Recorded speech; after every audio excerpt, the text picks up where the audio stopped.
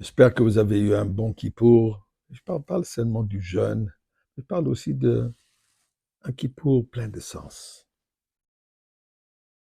Et vous savez, aujourd'hui, le lendemain de Kippour a un nom très particulier. Ce n'est pas une fête, mais ce jour a un nom unique.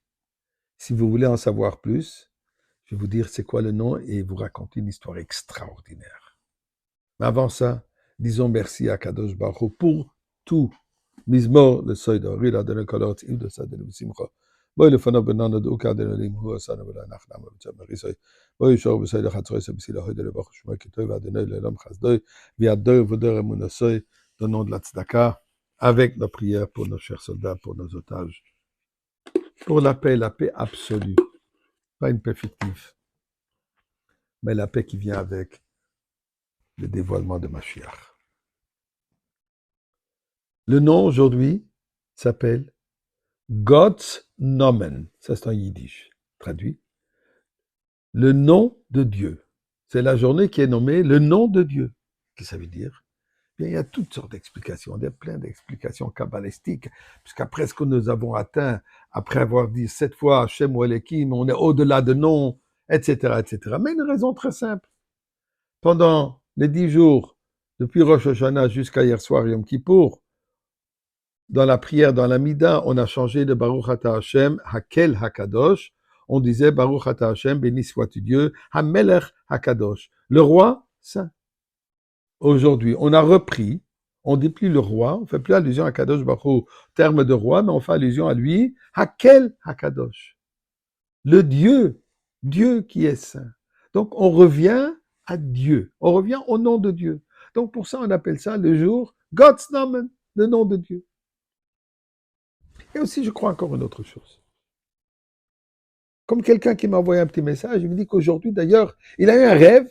Il a rêvé comme différents anges qu'il a vus dans le monde céleste.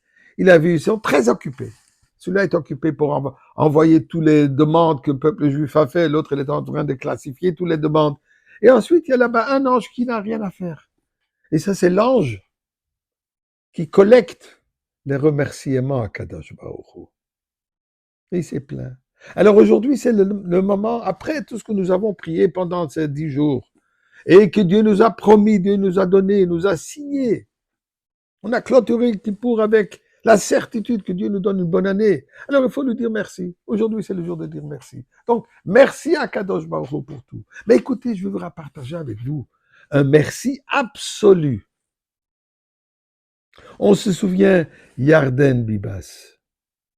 On se souvient de sa femme et ses 2 enfants, les petits rouquins, que malheureusement, la maman et ses 2 petits-enfants ont été tués, abattus par ces terroristes. Yarden se trouve seul dans une des tunnels souterraines de ces meurtriers. Il ne savait pas ce qui se passe avec sa femme et ses enfants. Il n'avait aucune idée que sa femme et ses enfants ont déjà été tués. Pour lui, peut-être ils sont toujours vivants. À un certain moment, les terroristes qui le gardaient comme prisonnier, comme otage, lui fait une offre. Lui dit, écoute, tu veux vivre. Tu veux revoir ta femme et tes enfants. Alors voici une option. Voilà ta chance. Convertis-toi à l'islam. On va te donner un nouveau nom. Là, toi, ta femme et tes enfants, vous allez pouvoir vous retrouver ensemble en Égypte. Je suppose que ces terroristes savent que l'Égypte les supporte aussi. Écoutez ce qu'il a répondu. Il n'a pas dit, je te fais pas confiance, fais-moi signe, dis-moi quelque chose, montre-moi que ma femme est vivante. Rien. Sa réaction naturelle était, je suis né juif, je vais mourir comme juif. Il a raconté ça à Kaplan, Kaplan qui est l'ambassadeur de Trump pour combattre l'antisémitisme. Il l'a rencontré dès qu'il a été libéré. Il lui a raconté cette anecdote. Et là, Yarden lui pose la question. Et c'est là où il a su que malheureusement sa femme et ses enfants sont déjà morts. Ont été tués, pas morts. abattu. Il lui dit, qu'est-ce que tu penses Dieu fait avec ces paroles? Mes paroles, je suis né juif et je vais mourir juif. Qu'appelons de lui dire, ces paroles sont gravées dans le cœur de Dieu. Il n'y a pas de merci plus puissant que nous pouvons dire à Kadosh Baruch Hu, je suis complètement à toi.